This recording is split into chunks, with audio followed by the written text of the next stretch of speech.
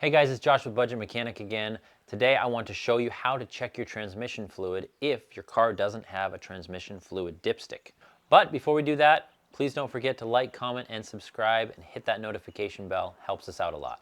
Many car manufacturers in recent years are putting transmissions in cars that are maintenance free or non-user serviceable, which basically means they don't want you checking your oil or replacing the fluid in your transmission.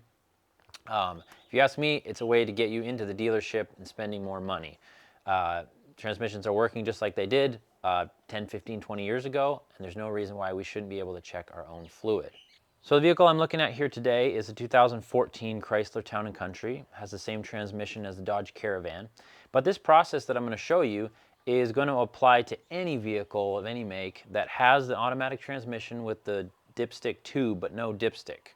Okay, so again, the problem is that there is no dipstick. There's just this little plug that says go to the dealer. So we need a dipstick and a way to measure this fluid. Now, there is a tool you can buy that's like a universal transmission dipstick that comes with all the instructions, and you can get that online. We'll put that in the description. But I can show you a way to do it for free because we have a dipstick already in the car, your oil dipstick. And I'm going to show you how to use this. So we got our dipstick, but we need to mark it for transmission fluid. So we're going to flip it over to the other side. There's nothing marked there. And we're going to figure out what the specific marks are that we need for this transmission. Now, if you were to take your car into to the dealer, they would plug in a fancy scan tool, and they would have a measuring stick that they'd stick down there, and they would figure out based on the temperature of the transmission at the time what the fluid level should be, because as your fluid heats up and cools down, it rises and lowers in the transmission. But we don't need any of that. All we need to do is know what the level is supposed to be when the vehicle is cold and what the level is supposed to be when the vehicle is at operating temperature. So what you need is a fluid level temperature chart that's going to tell you for your specific transmission how far from the tip of the dipstick to make your marks. And this will be in a repair manual, or what I usually do is I find it really easily online.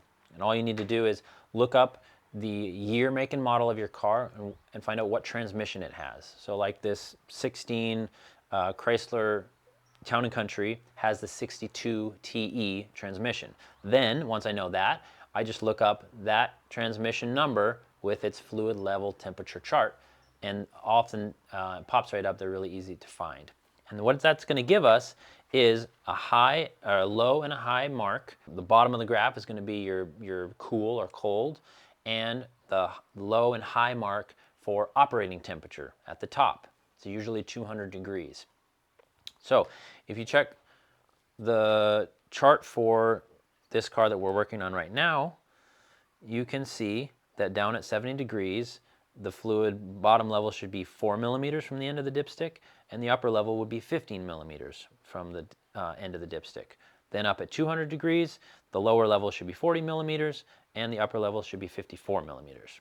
So all we need to do is put those 4 marks on the dipstick, and we'll have that range. So I've got my dipstick flipped to the non-oil marked side, and I'm just going to bring it to the end of this little board. If you have a tape measure that has millimeters on it, it's going to make it way easier, but I don't.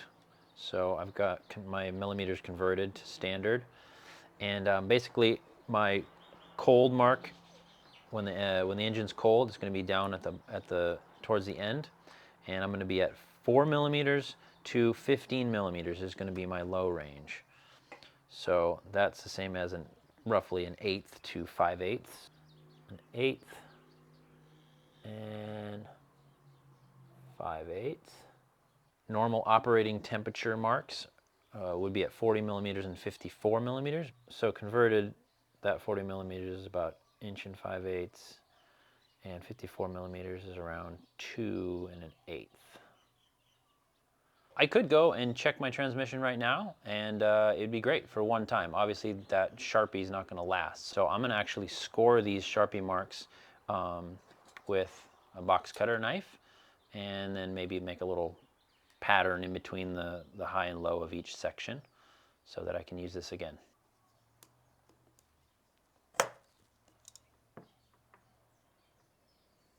Just going right in the middle of my Sharpie mark.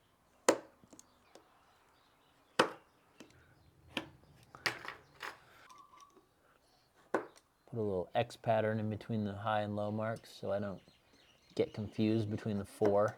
I'm not gonna bother on the ones down here. This is on the twisty surface. That is some good stuff. So now it's time to check our transmission with our new marks. And as always with checking transmission, you want to be on level ground. The car needs to be running. Shift through all your gears and then leave it in park. Now remember, we want to check the transmission level either when the car is cold, hasn't been running a few hours at least, or at operating temperature, when the temperature gauge of the engine's come up and settled and we're all the way heated up. That can be a little bit more accurate because your operating temperature is going to be the same no matter where you are in the world, whereas a lot of the bottom end of those charts are usually at 70 degrees Fahrenheit, and if you're checking your transmission fluid in the winter in Alaska, you're going to be much colder than 70 and it's not going to be as accurate. So that upper range is probably your best bet. I'm just going to push it down until it comes to the bottom. And there we are. And we're just under that max line for the upper range. So we are good to go. All right, obviously if you are low, refill your transmission, or if you're too high from doing a fluid change, you may need to drain a little bit out. But now you have a multi-purpose dipstick that checks your oil on one side and your transmission fluid on the other, and saved you a whole bunch of money instead of going to the dealer. So I hope this was helpful to you, saved you some bucks, and we'll see you on the next one.